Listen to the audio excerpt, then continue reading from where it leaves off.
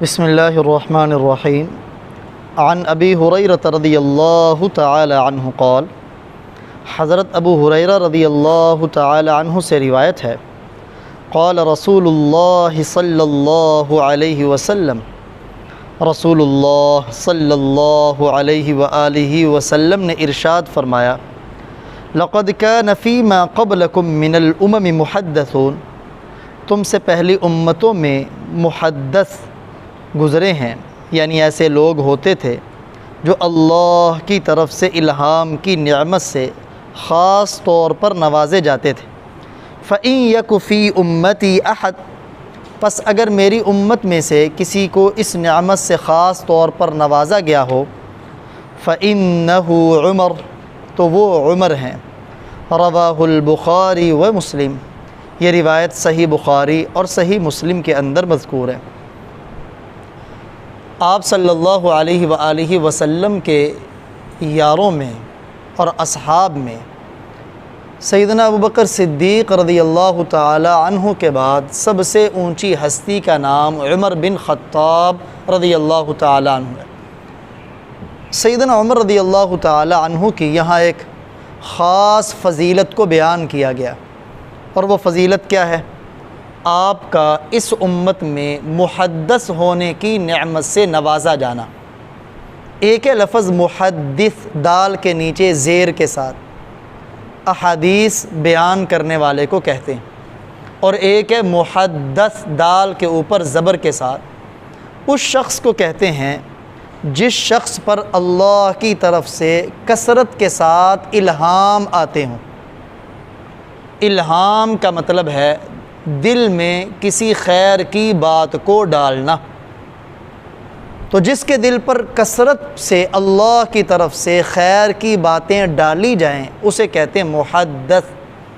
آپ صلی اللہ علیہ وسلم نے فرمایا، پہلے نبی جو گزرے ہیں ان کے امتیوں میں بکثرت ایسے لوگ ہوئے ہیں جن کے دل کے اوپر اللہ کی طرف سے خیر کی باتیں نازل ہوتی تھیں، الہام اکثر اترتے تھے، ان کو حق بات سمجھا دی جاتی تھی۔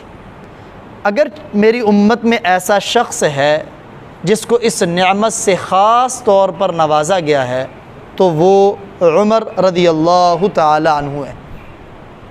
الہام نبی پر، نبی کے علاوہ امتیوں پر بھی ہوتا ہے، یعنی امتی، لیکن ضروری یہ ہے کہ وہ نیک ہو۔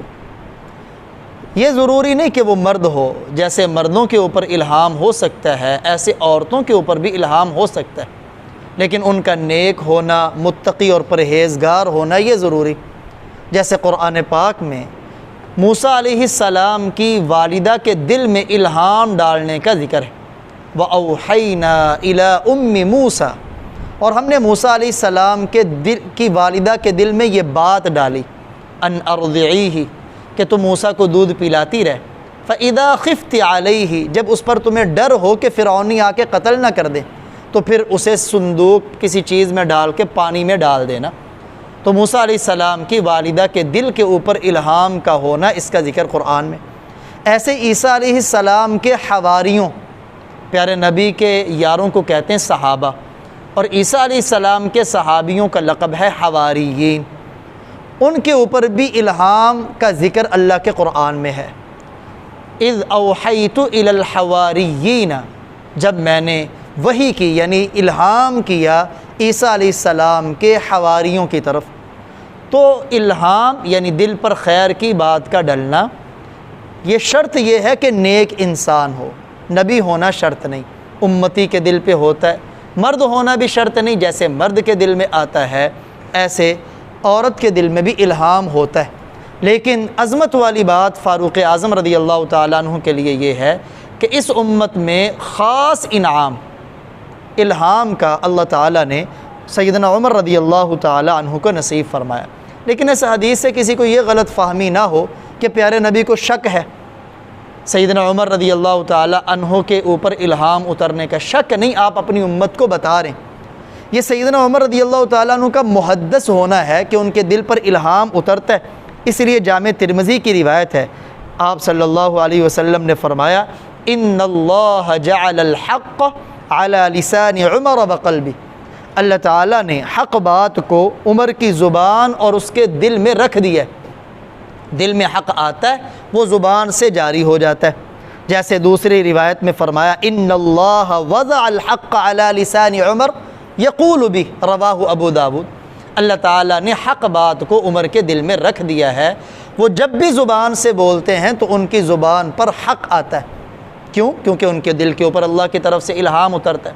لیکن اس کا یہ مطلب بھی نہیں کہ ان سے اجتہادی غلطی نہیں ہو سکتی، اجتہادی غلطی ہو سکتی ہے، لیکن یہ ہے کہ وہ اس اجتہادی غلطی پر قائم نہیں رہ سکتے، اللہ کی طرف سے اس کی اصلاح ہو جاتی ہے، پھر وہ اپنی رائے کو بدل دیتے ہیں۔ جیسے آپ صلی اللہ علیہ وسلم کی وفات کے موقع پر فاروق اعظم رضی اللہ تعالیٰ عنہ کے قول تھا، جس نے کہا پیارے نبی وفات پا چکے ہیں میں اسے قتل کر دوں گا۔ یہ اجتہادی غلطی تھی۔ بعد میں سیدنا صدیق اکبر رضی اللہ تعالیٰ عنہ کے قرآن کی آیت پڑھ کے سمجھانے سے سیدنا عمر رضی اللہ تعالیٰ عنہ کو سمجھ آ گیا۔ ابو بکر صدیق رضی اللہ تعالیٰ عنہ کی خلافت کا دور تھا، مانعین زکوٰۃ، جنہوں نے زکوٰۃ دینے سے انکار کیا، سیدنا ابو بکر کہتے تھے ان کے خلاف جہاد ہوگا۔ فاروق اعظم رضی اللہ تعالیٰ عنہ کی رائے یہ تھی کہ ان کے خلاف جہاد نہ کیا جائے، کلمہ پڑھنے والے ہیں، نمازیں پڑھنے والے ہیں، سارا کچھ اسلامی، صرف زکوٰۃ ہی نہیں دیتے، اور بڑے فتنے۔ تو یہ اجتہادی غلطی تھی۔ جب ابو بکر صدیق رضی اللہ تعالیٰ عنہ کی استقامت اور پختگی پائی گئی تو اللہ تعالیٰ نے سیدنا عمر کے دل پر بھی اس معاملے کو کھول دیا اور انہوں نے بھی اس بات کو تسلیم کیا۔